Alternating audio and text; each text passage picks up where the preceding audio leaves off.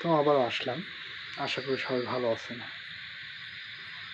তো এই মুহূর্তে যে বিষয়টা নিয়ে কথা বলবো, সদ্য একটা ফেসবুকে একটা ভিডিও দেখলাম। সেই ভিডিওটা দেখে এই ভিডিওটা আজকে বানাচ্ছি। সেখানে দেখলাম যে একজন বলতেছে যে আগে বিচার দেওয়ার জায়গা ছিল, এখন নাকি বিচার শোনে না, এরকম কিছু একটা। তো বিষয়টা একটু দেখে আসলেই ভালো হয় উনি কি বলতেছে। তো চলুন আমরা ভিডিওটা দেখি যে আসলে ফেসবুকে কি ভিডিওটা ছাড়ছে, সেটা একটু দেখে তাহলে আর এত কিছু আমাকে বলা লাগবে না। হচ্ছে আপনারা নিজেই বুঝতে পারবেন বিষয়গুলো। ঠিক আছে, চলুন আমরা একটু ভিডিওটা দেখি। আগে কথা বলতে দিত না, সেটার নাম ছিল স্বৈর শাসন। এখন কথা কেউ শুনে না, এই শাসনের নাম কি? প্রিয় দেশবাসী, আগে কথা বলতে দিত না, এখন কথা বললে কেউ শুনে না। কোনটাকে ভালো মনে করবেন? ও বাবা, আপনারা তো মেধাবী, আপনারা তো অশিক্ষিত না বাবা। আপনাদেরকে অভিভাবক মনে করে কোন রিক্সা চালক চাকরি প্রত্যাশী ছিল না, কোন রিক্সা চালক শিক্ষিত না। তারা চাকরির জন্য আপনাদের পাশে দাঁড়ায়নি, আপনাদের পাশে দাঁড়িয়েছিল। তারা ভেবেছিল 54 দেশে 61 দেশে আমাদেরকে সৃজন করা হয়েছে। সংস্কার কি জিনিস আমাদের জীবনে আসেনি, বৈষম্য কি জিনিস আমরা বুঝতে পারিনি। এবার মনে হয় এমপিও আমাদের নিয়ে কিছু করা হবে। কিন্তু দুঃখের বিষয়, আপনারা দেখছেন বিভিন্ন রাজনৈতিক দল বিভিন্ন কণ্ঠশিল্পীদের গান গাইতেছে। গান কি গান? কণ্ঠ কয় পাগলা হওয়ার জোরে ব্যাংকের টাকা গেছে। এই যে আয়ব বছর গান চলছে, পাগলা হওয়ার জোরে ব্যাংকের টাকা গেল। কিন্তু আজকে আপনাদের কি করেছিলেন মামা? 70 দিন আন্দোলনে এই রাজপথ থেকে আমাদেরকে হাসপাতালে নিয়েছি।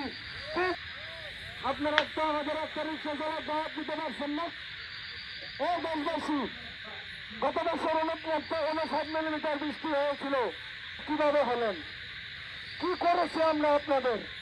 করোনার ভিতরে যখন বাবা মারা গেলে ছেলে তার লাশ ধরত না, একটি গাড়ি রাষ্ট্রীয় কোনো ব্যবস্থা ছিল না।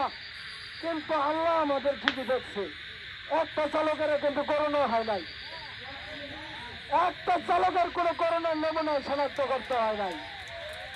আমরা কিন্তু এক করোনা রোগীদের নিয়ে নিউরোসাইন্স সদরঘাট, কর্মীটোলা জেনারেল হাসপাতাল, মুক্ত মেডিকেল, ঢাকা মেডিকেলের মতো জায়গায় তাদের আনা নেওয়া করেছি, জরুরি যোগাযোগের ব্যবস্থা সচল করেছি।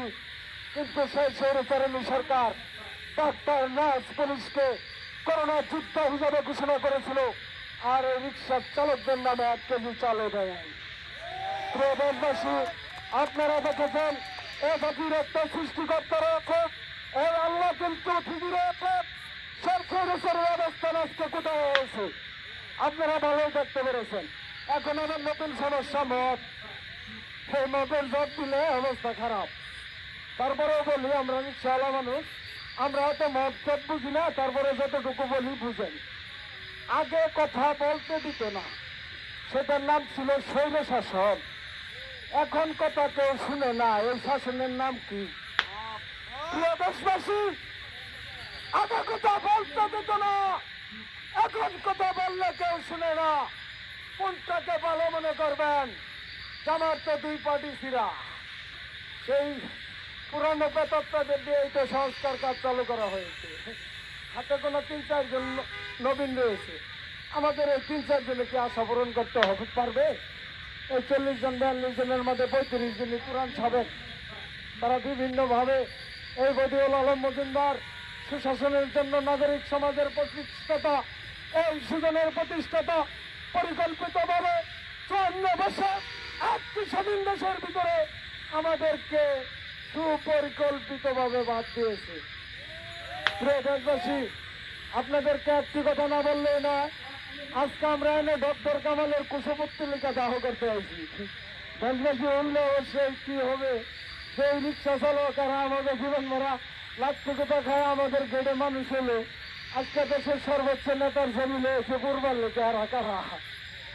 আমার নিজের কাছে অবাক, আমি নিজের সম্মিত হয়ে এই একটা শিক্ষিত জাতির সামনে কিভাবে এই দুর্যোগের চালকদের অবহেলা করা হচ্ছে, তাদেরকে নিয়ে করোনা করা হচ্ছে, কিন্তু তাদের অধিকারের কথা কেউ বলছে না। প্রিয় দেশবাসী, আমরা আপনাদের কাছে অনুরোধ করে বলবো, 54 বছর এই দেশ বারবার আমরা রক্তাক্ত দেখেছি, বারবার আমরা অবরুদ্ধ দেখেছি, বারবার আমরা আন্দোলন সংগ্রাম দেখেছি, সবার পাশে বেরিয়েছি, কিন্তু আমরা কোনোদিন আন্দোলন সংগ্রাম করি নাই। আপনারা জানেন যে আমরা দেশের মানুষের দুর্যোগের পাশে থাকি, তাই কোনো সমস্যা তৈরি করতে চাই না। এবার আমরা খোলামেলা বলতে চাই, আপনারা রাজপথ দিয়ে মিছিল করেন, মিটিং করেন, শুডাউন করেন, পাগলা হওয়ার গান শুনেন, আমরা অধিকারের জন্য আন্দোলন করতে পারবো না কি দেশবাসী? পারবো? আপনারা উত্তর দেন, পারবো? আমাদের সাথে আলোচনা না করলে আমরা একটা জেলা তৈরি করবো। এই জেলা পুরোর ভিতরে যদি কোনো ধরনের পদক তৈরি করা হয়, আমরা রিক্সার চালক আমাদের সুখে মনে করলে চলবে না। আমরা কিন্তু নাবালক না, আমরা অবাধ্য বয়স্ক না, আমরা সবাই ভোটার, আমাদের ছেলেমেয়েরা ভোটার, আমাদের স্ত্রীগণ ভোটার, কিন্তু আপনারা তো সব ছুটার। যারা বিএনপি করে ওরা কি এনসিবিরে ভোট দিব? যারা এনসিবি করে ওরা কি জামাতিরে ভোট দিব? যারা জামাতি করে ওরা কি চরমনাইরে ভোট দিব? আমরা রিক্সা চালক, আমরা তো কোনো দল করি না, আমরা ভোট দেই। আমরা এবারও ভোট আপনাদের দিব। এই ভোট নিয়ে এই দেশ বারবার রক্তাক্ত হয়েছে, বারবার আন্দোলন হয়েছে। এবার আমরা একটা কথা বলতে চাই, দিনে 2 বার ভাত দিবেন, 3 বেলা ভোট দিব, ভোট নিয়ে কোনো সমস্যা নাই। আপনারা 2 বার ভাতের অধিকার নিশ্চিত করেন, দিনে 3 বার ভোট দেওয়ার ব্যবস্থা আমরা করব। এই ভোট নিয়ে এত খেলা করতে হয় না, এত কমিশন গঠন করতে হয় না, এত নাটক তৈরি করতে হয় না। ভোট ভোটাররা খায় না, ভোট দেওয়া দেয়। এই ভোটের ভিতরে যদি মৌলিক অধিকার প্রতিষ্ঠা হয়, এই দেশবাসীর কাছে আমার প্রশ্ন রইল, 54 বছর এক রাজনৈতিক শাসক আমরা দেখেছি, তাহলে রিক্সা চালকদের মৌলিক অধিকার কি কারণে 54 বছর এই দেশে হলো না? এটা আমি দেশবাসীর কাছে জানতে চাই। প্রিয় দেশবাসী, আমরা আপনাদেরকে হুঁশিয়ার করছি না, কোনো ধরনের ধমকি দিচ্ছি না, কোনো হুমকি দিচ্ছি না। আমাদের অন্তরের কথাগুলো, আমাদের কান্নাগুলো আপনাদের সামনে তুলে ধরতে যাচ্ছি। তো আসলে এই যে বর্তমান একটা অরাজনৈতিক বা অরাজকতা চলতেছে, পুরো দেশ একদম টলমল অবস্থা একটা। আজকে দেখলাম যে এখানে হচ্ছে, কালকে ওখানে হচ্ছে, অশান্তি, শুধু অশান্তি লেগে যাচ্ছে। আসলে সরকার প্রধান যদি ঠিক না হয়, বা যেটাকে বলে হচ্ছে একটা দেশের যদি সরকার ব্যবস্থাটা ভেঙে পড়ে, বা হচ্ছে একটু হয়, বর্তমান যে সরকার ব্যবস্থাটা আছে এরকম যদি হয়, তাহলে একটু প্রবলেম। সারা দেশেই বর্তমান রাহাজানি, খুন, ছিনতাই, বাটপারি, ঘুষ সবকিছু চলতেছে। আসলেই কি এটাই জুলাইয়ের পর স্বাধীন দেশে আশা ছিল? এটাই কি আশা করছিল সবাই? অবশ্যই না, এটা আশা করেনি। তো এই বিষয়গুলো হচ্ছে একটু অন্য টাইপের।